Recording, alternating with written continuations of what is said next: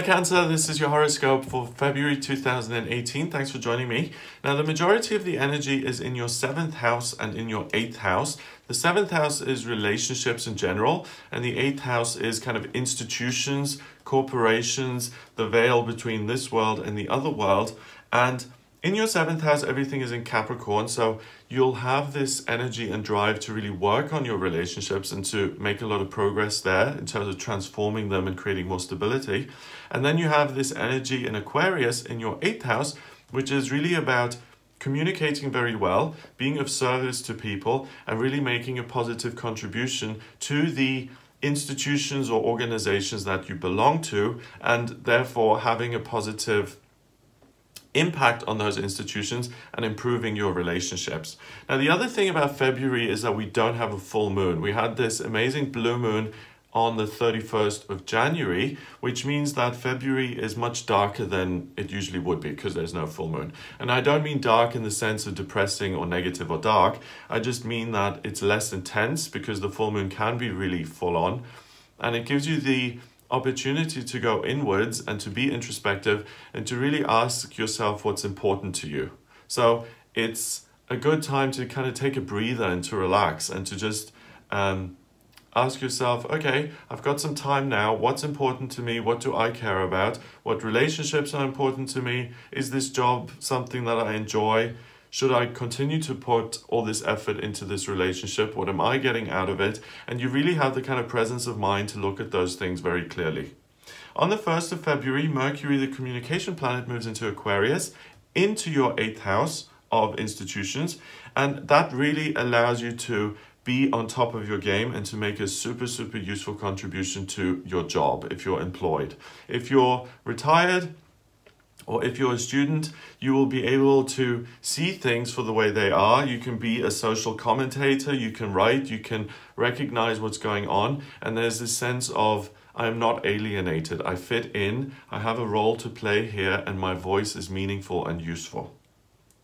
On the 7th of February through until the 26th of February, we have Mars, the archetypal male principle, sitting in your 6th house of work and daily routine. So you're going to be interested in getting creative about that and improving your day-to-day working experience and your working life. And that forms this square, which means it's 90 degrees away from Neptune in your 9th house. So Neptune in the 9th is about my dreams for the future and where do I see myself going. So allow yourself to dream those things and allow them to come into your mind's eye. We don't have a full moon, so you'll have the presence of mind to actually see those and witness them, and then Mars is going to enable you to implement that. And this square is in place for the majority of the month, so you really are able to manifest wonderful creative things when it comes to your working life. On the 11th of Feb, we've got Venus, the planet of love and beauty, joining Neptune and Chiron in Pisces in your 9th house.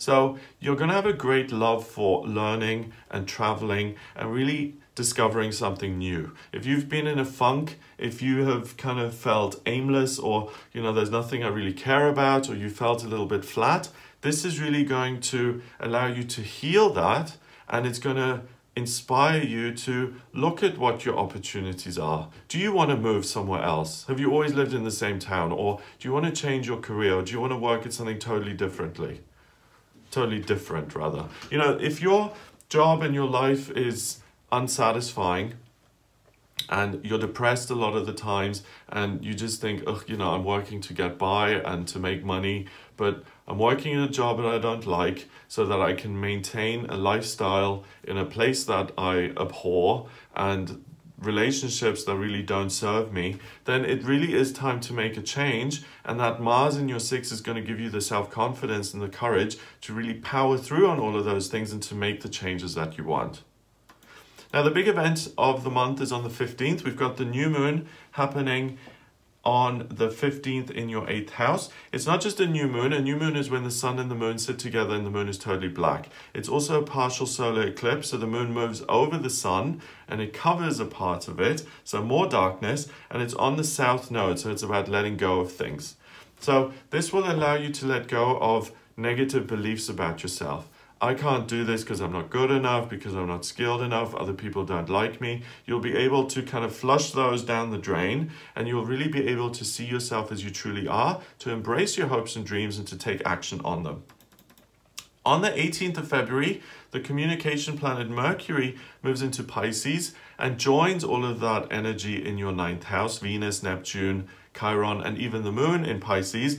So you're really going to be thinking about the future, your dreams, and what you can do to achieve those. So anyone who has struggled a little bit, if you're in the Northern Hemisphere and it's been a rough winter, the dreams are going to come alive in you again. You're going to have hope for the future, and you will see ways in which you can really let your light shine, and you'll be inspired to do that. So it looks like a month of kind of rebirth for you Cancers.